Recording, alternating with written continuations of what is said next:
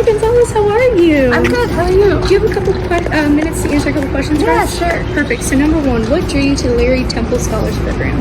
Yeah, so I was really looking for community at UT, and I heard about the Larry Temple Scholarship Program after that first semester, and thought it was a great opportunity to engage in building a small knit group, a network, as well as getting involved with some of the events the Larry Temple Scholars Program was known for including us in.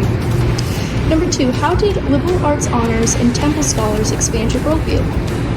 Yeah, so I think part of the joy of LAH and the Temple Scholars Program is one, it really humbles you because there are so many people around you that are so smart in their own ways and bring their own sets of experiences, but it also challenges you to think critically. And so whether that was in discussion courses in an LAH writing course or discussion questions around, the dinner table at Larry Temple's house, I do think it forced me out of my comfort zone and to start asking critical questions about why the world is the way it is. And eventually, I did end up going to law school, and I think that was a pivotal part of that decision. A defining moment in the program that impacted your career path? Yeah, so I think, you're talking about the LAH program or the Temple Scholars program? Anything. A really defining moment, I think back to some of the courses I took, and actually the idea, I can't remember the title, Satan and the Idea of Evil, that Elon Lang taught. And I think that was one of the very first courses where I started asking, what is actually doing good? What does that mean for me? What does being an advocate even mean in this world? And through the lens of historical texts, and that paired with the Rome Institute of Liberal Arts, which I studied abroad with, the Jefferson Scholars Program, also challenged ideas of what is good, what is meaning, and those were two of my favorite experiences at UT, and two of the most interesting courses that I remember taking in LAH and the Jefferson Scholars Program, and I studied abroad with Eric Dempsey. How did the program shape your professional skills? Yeah, so I'm an attorney and we read and write a lot, but we also communicate with clients. So it's the LAH program, as you all know, you read and write a lot, and that continues to be a part of my job and my profession and what I do. What's been the biggest surprise in your career journey?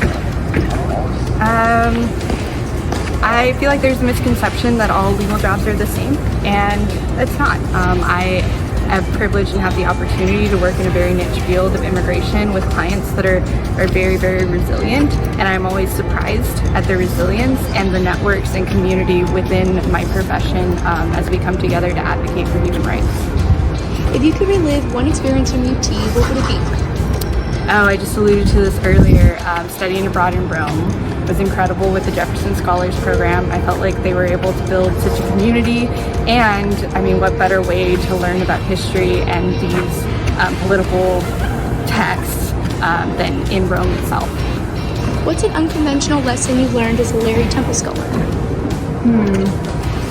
I think one of the unconventional lessons I learned, I don't know if this is unconventional, but that you can really do anything you set your mind to. I struggled a lot as I came to UT with imposter syndrome, and as I entered the Larry Temple Scholars Program, I met all sorts of people who had different backgrounds than me, but some similar backgrounds than me, and some were going to medical school, some were going to grad school, and that was really inspiring to hear their stories, especially as a freshman / upcoming sophomore, and thinking about how I wanted to use my skills in my career. What was the most challenging part of the honors program? I think learning how to write long papers. Nobody tells you in high school, or I feel like maybe the longest paper we wrote in high school, 10 pages, 8 pages, and it still didn't require that level of depth that some of the LAH courses required, of course, and so getting used to writing long papers and that just higher caliber of of analysis was one of the challenging things about LAH. A networking tip you learned at UT that still helps today? Yeah, so, and I can't remember, you're gonna have to forgive me for which professor told me this, but handwritten thank you cards. I still do them. I still send them to the people I work with. I've still sent them to clients, and I always end up staying connected with those people that I write those handwritten thank you cards for. What is the biggest misconception about your field?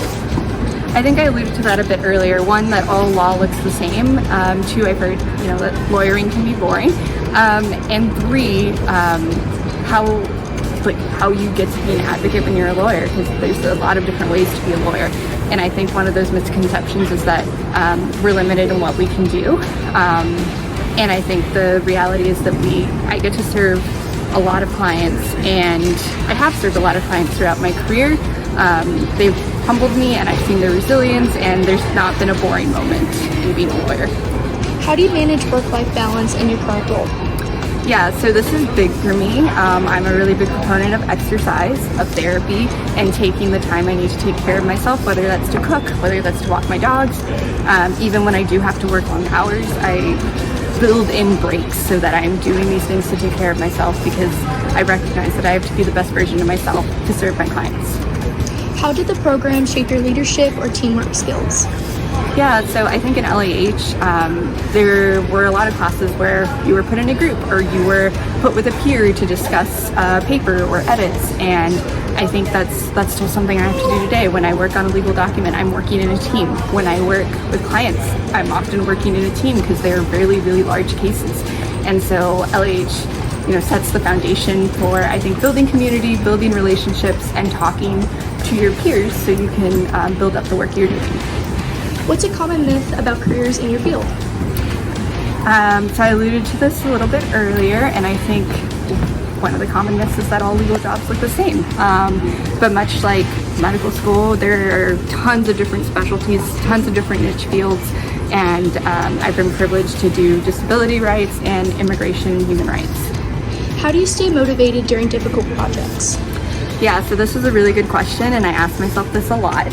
And one of the things I do is I go back to a couple of just social justice quotes that I have on my wall next to my desk. One of those is, let this radicalize you rather than lead you to despair.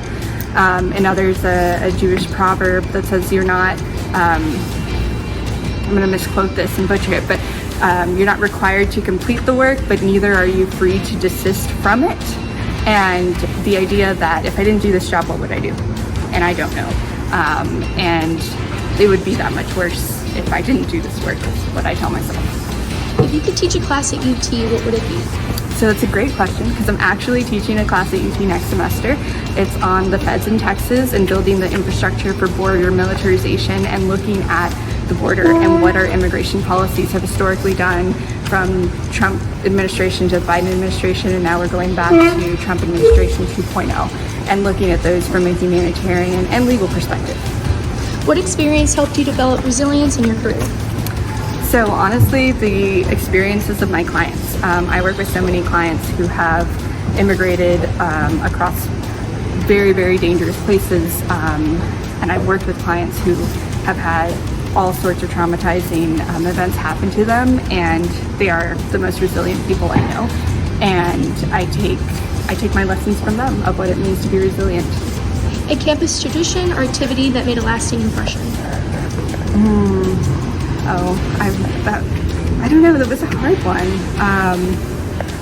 I really enjoyed the Jefferson Scholars Program and some of the events we did there. And I don't know if they're still doing it or it was a tradition, but they used to host and let us go to lunches with a select professor or a select guest and allow us to grow our network. And that always allowed me to develop really close-knit relationships with some of the professors in LAH.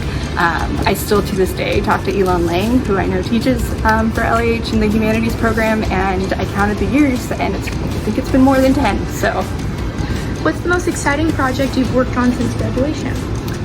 Yeah, so I had the opportunity a couple years ago for my legal aid clients talking about networking, and I connected with a local company in Austin over the holidays, and we funded, it must have been $1,000+ in gifts for those clients, and it ended up being a big event. We involved the company, startup here in Austin, and we got to really shower some loving care on those clients. Now, from a legal perspective, my most exciting thing has been actually working with the Supreme Court Clinic at UT, where we actually did an amicus brief in the Supreme Court with the students. Who inspired you the most during your UT journey? Yeah, so I'm going to give a shout out here to Elon Lang and Eric Dempsey. They were both very close to me, and I remember going to them a lot for advice, as well as Linda and Stacy. And all of them, eventually have played a role in inspiring my career course and even wanting to come back for LAH. Like, I felt like they were so impactful on my growth here that I remember being in those classes and wondering if I could one day teach for LAH, and now I'm getting to do that. How do you approach lifelong learning beyond UT? Part of that is learning from others and mentoring and recognizing that I'm going to forever be a student too. And so as I'm teaching my course next semester, I'm going to be learning with the students. And I think that's part of it, is just being open, that you can learn something from anyone. An influential book or resource that guided your career? So I alluded to the quote earlier, and I'm going to get the name wrong. Miriam Kabeg, Let This Radicalize You, that really looks at like advocates and how we have this inner cynic and tell ourselves that so many things aren't possible or won't work, and instead of getting down about it, that we should let it radicalize us and spur us to action. How do you handle setbacks and failures? How do you handle setbacks and failures? Yeah, so I think part of that is reminding myself of why I do this work and my clients in it and the resilience. And so there's, that's part of my job, that's part of life. But I can do what all my clients do and get back up and keep trying. What role does mentorship play in your current career? A big part. So I really believe in mentoring. I struggled with imposter syndrome in the LA program at law school, and I always want to make sure I can give back to others that may also be struggling with that. And I mentor at UT Law. I've mentored for the Texas Pipeline program. I've also met with LAH students throughout my career, and so I think it's a huge piece, but it also gives me an opportunity again to learn from people. And I actually just won Mentor of the Year from UT. What's a skill you never expected to use after graduation? So I took a class in Management Information Systems, and there was lots of Excel stuff in it, and I thought I would never use anything from Excel. And I also took a law school class that had Excel components, thought I wouldn't use anything from it, and I actually am on so many committees at work that I help manage budgets, so I actually use Excel. And then finally, if you could give a commencement speech, what would your message be? So I'm going back to what I quoted earlier about letting the events of the world or what is around us radicalize us rather than lead us to despair, and practicing hope as a discipline. And I'm again quoting activists, and I think that would be my message in the commencement speech. Like, there are so many things that I hear from students or from my peers of like, we're living through history, or how are we going to keep going, or things are worse than they've ever been. And I look at history and big civil rights movements and what we've been able to gain, and it was because people persisted, and it was because people didn't lose hope and didn't give up, and I think that's vital to keep going. Well, thank you so much, Dr. Gonzalez. It was so great to talk to you. Yeah, it was great to talk to you too.